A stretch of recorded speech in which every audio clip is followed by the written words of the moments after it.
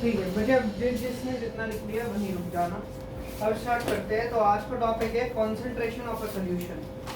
ठीक है, concentration of a solution के लिए सबसे पहले हमें ये जानना पड़ेगा किसी भी चीज की कॉन्सेंट्रेशन ऑफ अ सोल्यूशन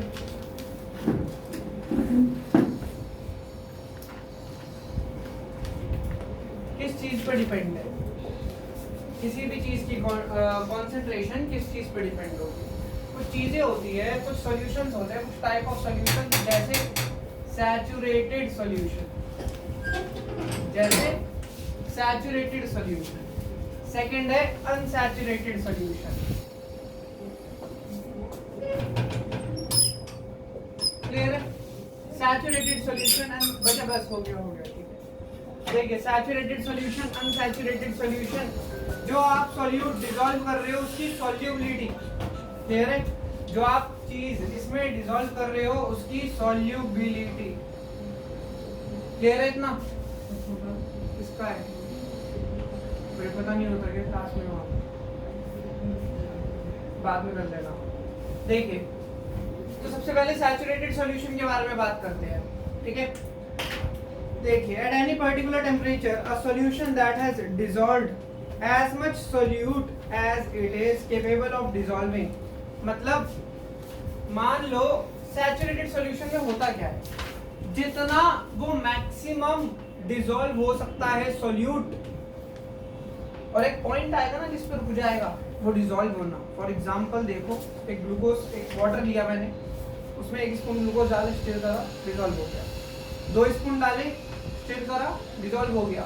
3 डाले, डिसॉल्व करा, हो गया। 4 डाले, 5 डाले, 10 स्पून डाल दिए, डिसॉल्व हो रहा है। लेकिन 11वें स्पून डालने के बाद ना वो ग्लूकोज कहीं बैठने लग गया, वो डिसॉल्व नहीं हो पा रहा। मतलब मैंने 1 स्पून डाला, डिसॉल्व होना लग गया, दूसरे स्पून पे भी डिसॉल्व होने लग गया, 10 स्पून तक डिसॉल्व होने लग गया।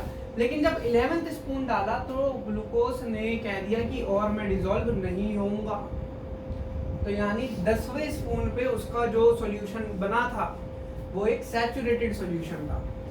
मतलब वो 10वें सॉल्यूशन तक तो डिसॉल्व हो रहा था, लेकिन 11वें पे नहीं हो रहा। तो इसका मतलब 10वें तक जब तक हो रहा था ना, तब तक वो सैचुरेटेड सॉल्यूशन था। वो पॉइंट उसका सैचुरेटेड पॉइंट था। That solution is known as saturated point. Clear है ना? समझ आया? देखिए, अगर मैं आसान भाषा में बताऊं, when no more solute, when no more solute can be dissolved in a solution, that is called saturated solution. Clear है इतना? बताइए, जब और सॉल्यूट उस सॉल्यूशन में डिसॉल्व ना हो पाए, वो अपनी मैक्सिमम कैपेबिलिटी जब तक डिसॉल्व हो सकता है वो रीच कर जाए, उसको कहते हैं सैचुरेटेड सॉल्यूशन। क्लियर है ना? समझ आ गया आपको? Next definition, the amount of solute. अब इसी के अंदर the amount of solute present in saturated solution, that is called its solubility, that it's called its solubility at particular temperature, at particular या same temperature। अब देखो, example के अनुसार समझो सारी चीजें। ठीक है, एग्जाम्पल क्या लिया था आयुष? एक सॉल्यूशन है, वाटर है, इसमें 10 स्पून ग्लूकोज के डाल दिए तो डिसॉल्व हो रहा था। जैसे ही 11वें स्पून मतलब 11वें स्पून हमने डाला ग्लूकोज का, डिसॉल्व होना बंद हो गया। तो 10th स्पून तक ये जो सॉल्यूशन इसमें बनेगा ना, that solution is known as saturated solution. उस सॉल्यूशन का नाम क्या है? Saturated solution. और 10 स्पून तक ग्लूकोज में भी तो कैपेबिलिटी थी कि खुद वो सोल्यूबल हो रहा है। भाई 10 स्पून तक, 10th स्पून तक ग्लूकोज में भी तो कैपेबिलिटी है डिसॉल्व होने की। तो वो बोलेंगे ग्लूकोज की सोल्यूबिलिटी। क्या बोलेंगे वो? ग्लूकोज की सोल्यूबिलिटी। भाई शुरू के 10 स्पून तक वो अपने आप को सोल्यूबल होने दे रहा है, that is called its solubility. वो क्या है? ग्लूकोज की एक सोल्यूबिलिटी है। कंडीशन क्या है शिवानी? एक पर्टिकुलर टेम्परेचर पर। भाई ऐसा थोड़ी है अब तुमने बीकर में डाल दिया और नीचे से तुम हीट दे रहे हो, फिर तो वाटर इवेपोरेट होता जाएगा, फिर तो मिक्स करे जाओ, जो मर्जी कर लो। फिर इतना समझ आया? At its particular temperature. दो बातें क्लियर है? बताइए, काफी इंपॉर्टेंट टॉपिक चल रहा है जो आज पढ़ा रहा हूँ। बताओ, देखिए next. If the amount of solute contained in solution is less than saturation level, it's called unsaturated solution. दोबारा सुनो। If the amount of solute contained in a solution is less, सुनो मेरी बात। शिवानी एग्जाम्पल को लेके चलेंगे। एग्जाम्पल में ये बताओ, ग्लूकोज सैचुरेट कब हुआ था? मतलब 10 स्पून के बाद। 10 स्पून के बाद अगर मैं उसमें 6 स्पून डाल के छोड़ दूं तो बताओ क्या और ग्लूकोज डालने पे वो सोल्यूबल हो सकता है? हो सकता है भाई, आराम से। क्यों? क्योंकि उसने 10वें स्पून के बाद सोल्यूबल होना बंद किया था। अगर मैंने 6 स्पून डाले, 7वां डालूंगा तो सोल्यूबल है ना। क्लियर है? तो ये बताओ, अब मैंने दूसरा सोल्यूशन बनाया, इसमें वाटर है, इसमें मैंने 6 स्पून डाल दिए ग्लूकोज के, तो बताओ क्या मैं 7th स्पून इसमें डाल के सोल्यूबल कर सकता हूँ ग्लूकोज को? हाँ या ना? तेज बोलो यार। कर सकता हूं ना। तो इस पॉइंट पे जब और डिसॉल्व होने की उसमें कैपेबिलिटी है, उसको कहते हैं अनसैचुरेटेड। उसको कहते हैं अनसैचुरेटेड सॉल्यूशन। क्लियर है? जब और सॉल्यूट डिसॉल्व हो सकता है और वो अपने सैचुरेटेड पॉइंट को टच भी नहीं कर रहा है, that is called its unsaturated solution. इसकी डेफिनेशन लिखिए। If the amount of solute, मैं यहाँ लिख देता हूँ बच्चे, आप लोग लास्ट में नोट कर लेना। If amount of solute in a solution is less than saturated point, that is called unsaturated solution. That is called unsaturated solution. तो मैं एक एग्जांपल को लेके ही आपको बता दिया, सैचुरेटेड क्या होता है, सोल्यूबिलिटी क्या होता है और अनसैचुरेटेड क्या होती है। क्लियर है? इतना समझ आ गया? नेक्स्ट देखिए मुझे, what would happen if you would take a saturated solution at particular temperature? It will cool. We can infer the above activity. देखिए, the concentration of a solution is the amount of solute। पहले ऐसा करिए बच्चे, ये 3 topic हो गए हैं जो मेन थे, जो थ्योरेटिकल थे। ये 3 टॉपिक, सॉल्युबिलिटी हो गया है, ये रहा, सैचुरेटेड हो गया है, ये रहा, अनसैचुरेटेड हो गया, ये रहा, और इनको समझाने के लिए पूरा एग्जांपल है। पहले ये तीनों नोट करिए, उसके बाद पूरे फॉर्मूलेज पे चलते हैं, जो भी फॉर्मूला हमें पढ़ना है इस चैप्टर में। ठीक है? क्लियर है? इतना जल्दी नोट करिए।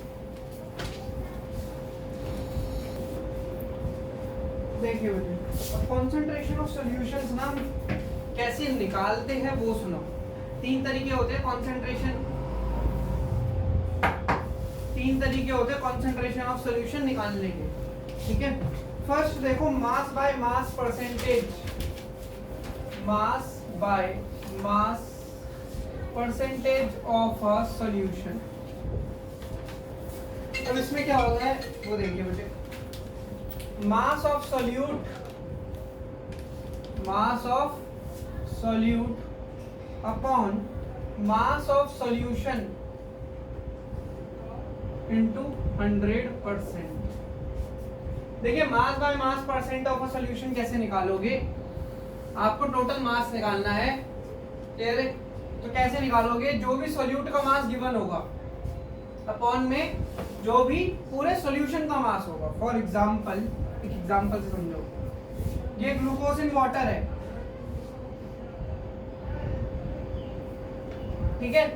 इस पूरे सॉल्यूशन का मास जो है वो 1000 ग्राम है, जिसमें से ग्लूकोज का मास 100 ग्राम है। मास बाय मास परसेंटेज से कॉन्सेंट्रेशन ऑफ अ सॉल्यूशन निकालनी है कि सॉल्यूशन की कॉन्सेंट्रेशन कितनी है। तो कैसे निकालोगे बताओ, सॉल्यूट का मास कितना है भाई, ये बताओ इन दोनों में सॉल्यूट कौन है, 100 यानी ग्लूकोज, डिवाइड में सॉल्यूशन का मास कितना है टोटल, इनटू 100%। देखो 3 जीरो से कट तो 10% आ गया आंसर। अभी 10% देखो, पूरे सॉल्यूशन का 10% सॉल्यूट होगा, देख लो 1000 का 10%। क्लियर है इतना, समझ आ गया मुझे आपको। सेकंड देखिए मुझे,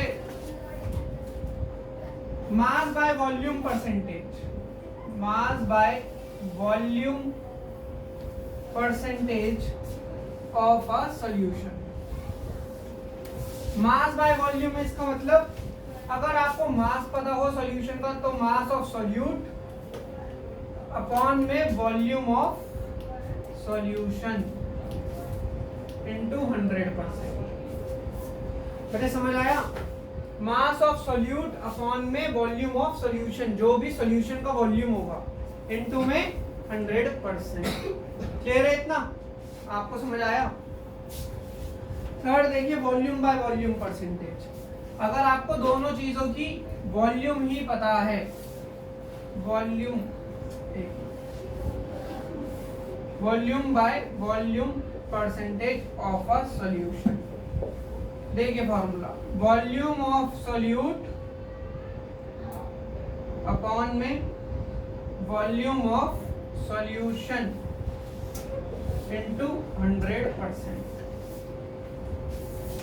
क्लियर है, समझ आया भाई। देखो ये 3 फॉर्मूले है, क्यों हो सकता है क्वेश्चन में आपको mass of solute mass of solution given हो तो ये फॉर्मूला लगाओगे, हो सकता है क्वेश्चन में आपको मास ऑफ सॉल्यूट गिवन हो लेकिन वॉल्यूम ऑफ सॉल्यूशन गिवन हो, मास ऑफ सॉल्यूट गिवन है लेकिन वॉल्यूम ऑफ सॉल्यूशन गिवन हो तो ये फॉर्मूला लगाओगे। हो सकता है क्वेश्चन ये बोल दे वॉल्यूम ऑफ सॉल्यूट ये है और वॉल्यूम ऑफ सॉल्यूशन ये है, तो आप ये फॉर्मूला लगाओगे। क्लियर है इतनी बात, समझ आ गया, तो आपको समझ आ गया पक्का। ये तीनों फॉर्मूले नोट करिए जल्दी, देखिए उसे।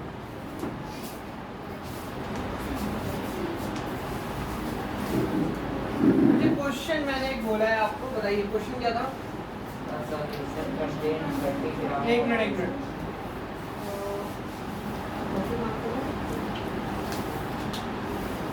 बोलो। A solution contain